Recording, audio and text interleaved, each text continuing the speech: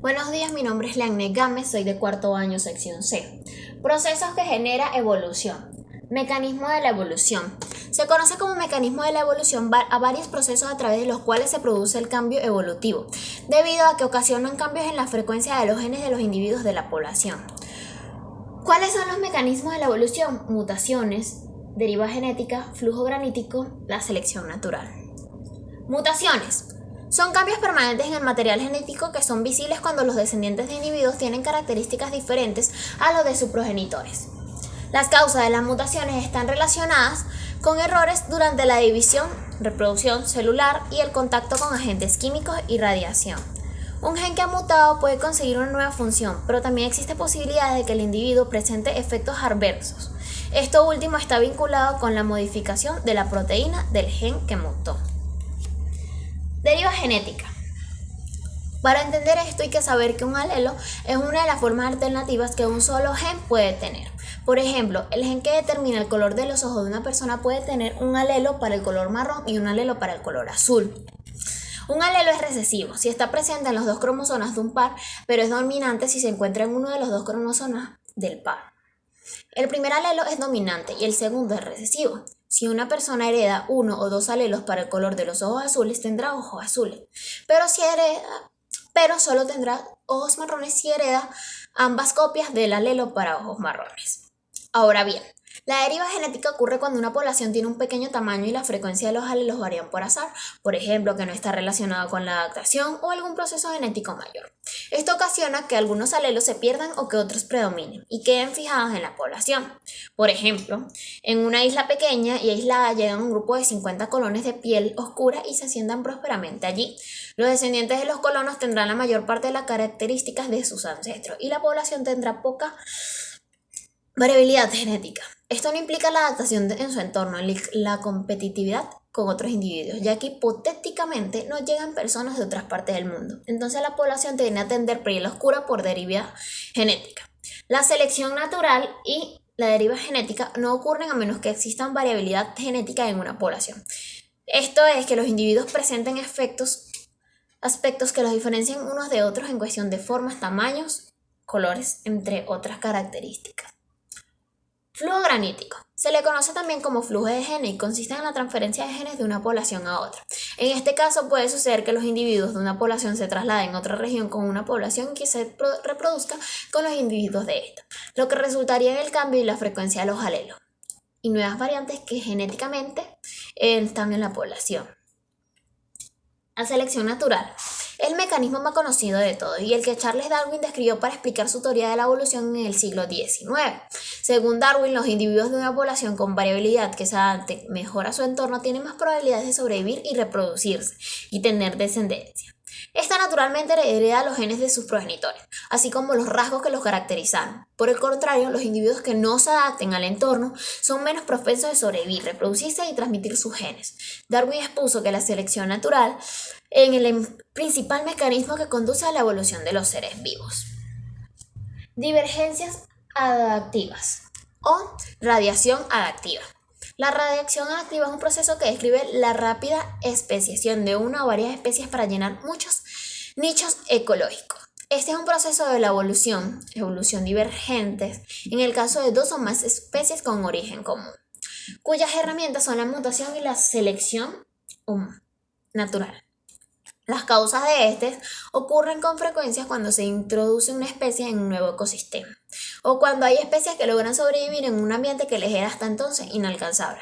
Por ejemplo, tenemos los pisones de Darwin de las Islas Galápagos. Se desarrollaron a partir de una única especie de pisón que llegó a las islas. Otros ejemplos incluyen la introducción por el hombre de mamíferos predadores en Australia, el desarrollo de las primeras aves que repentinamente tuvieron la capacidad de expandir su territorio por el aire, o el desarrollo de los dípteros durante el Devótico hace cerca de 300 millones de años.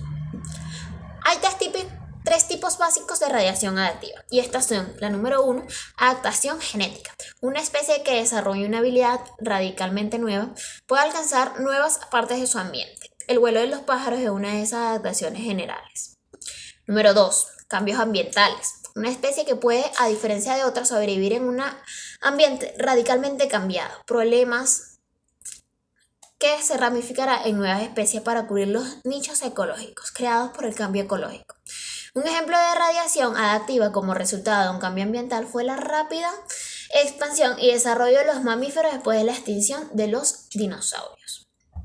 Número 3. Los archipiélagos. Ecosistemas aislados tales como islas y zonas montañosas pueden ser colonizados por nuevas especies, las cuales al establecerse siguen un rápido proceso de evolución divergente.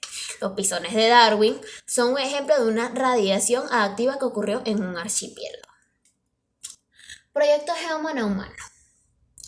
Un poco de la historia del proyecto fue que internacionalmente investigación científica con el proyecto fundamental de determinar la secuencia de pares bases químicas que componen el ADN e identificar y cartografiar todos los genes de Geomana Humano, promedio de un punto de vista físico y funcional, incluyendo tanto los genes que codifican proteínas como los que no. En el año 2013 completó la secuencia del Geomana Humano.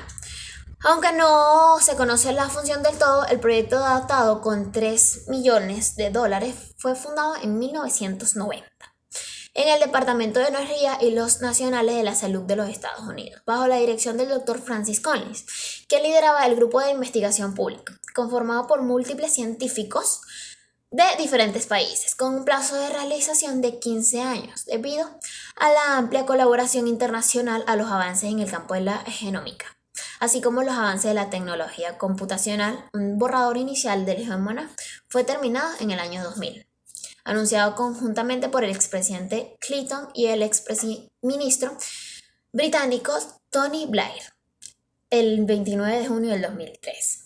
Finalmente, el Geomana completo fue presentado en abril del 2003, 2 años antes de los esperados. Un proyecto paralelo se realizó fuera del gobierno por parte de la corporación Celera.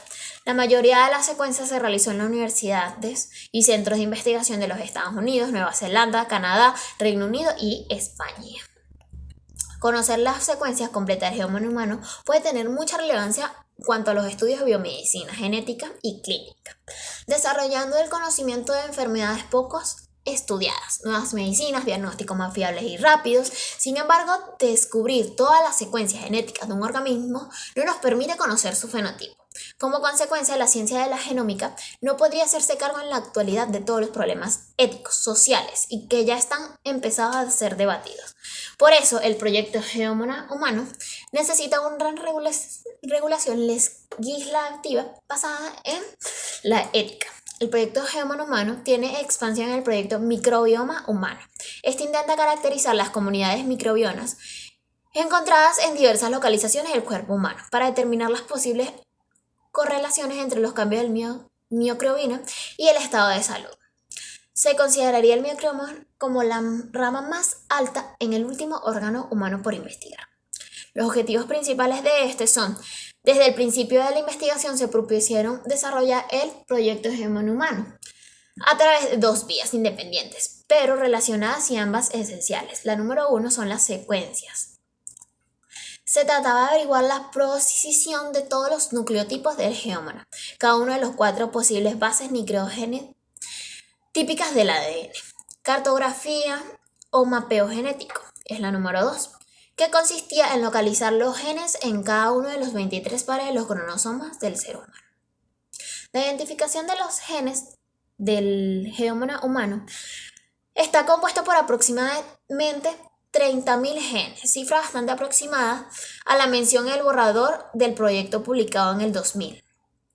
Ocasionada de los genes oscilaba entre 26.000 y 38.000. Otra peculiaridad del Geomana humano es que la cifra de genes es solo 2 o 3 veces mayor que la encontrada en los Geomanas de Drosophila. Y cualitativamente hablando, existen genes comunes a las de bacterias que no han sido hallados en nuestros ancestros. La determinación de la secuencia de bases nitrógenas que forman el ADN humano, pocos más de 3.000 millones de bases nitrógenas, similar al tamaño de Geomanas de otros vertebrados. El mantenimiento a resguardo de la información creada de bases de datos en estos momentos son una realidad de bases de datos donde se almacena toda la información surgida del proyecto de Geomana Humano. Si accedemos a Internet podemos conceder libremente aspectos de alto interés de la comparación entre Geomanas de distintas especies de animales y plantas. Gracias al uso libremente de este conocimiento es posible determinar las funciones de los genes, así como averiguar cómo las mutaciones influyen en el sistema de proteínas. Aprovisiones de herramientas multimedia para analizar de datos del proyecto Gemini Humano. Se ha inducido un gran desarrollo tecnológico a partir de la creación de herramientas de análisis de datos creadas en el proyecto Gemini Humano. Este desarrollo facilitará y hará posible definir los temas de estudios futuros con visitas a las tareas entre las teologías gracias al proyecto Gemini Humano. Figuran las de manejo computacional de datos, las que permiten la generación de las anteriores. Técnicas de biología molecular relacionadas con la secuencia de trozos de ADN automáticamente y aquellas que permitan ampliar la cantidad de material genético disponibles como el RCEP, pero no es posible realizar esta acción porque está fuera de las leyes universales propuestas por la ONU en cualquier parte del globo terrestre. Las transferencias de tecnología relacionadas con el tema del sector privado. Se ha producido importante corriente de la liberación de derechos que anteriormente estaban en manos del Estado, en relación de las transferencias de tecnología al sector privado. Esta medida ha suscrito aplausos y críticas, por un lado, de amplia al acceso libre a los datos del proyecto, como muchas personas pueden seguir estudiando este campo, pero por otro, esto puede suponer el incremento de poder ciertos sectores que a su vez aumentarán su influencia en la sociedad. Por último, la supervisión de los temas éticos, legales y sociales derivados al proyecto del Gemini Humano. Para determinar, se puede afirmar que el proyecto relacionado con el estudio de la ética del proyecto Gemini Humano es un tema de gran controversia actual y ha necesitado de grandes sumas de dinero estatales, así como un importante trabajo de laboratorios de investigación. Todo esto ha provocado un deterioro del apoyo a otros proyectos de investigación no menos importantes que se han visto muy afectados e incluso cancelados por este proyecto. Muchas gracias.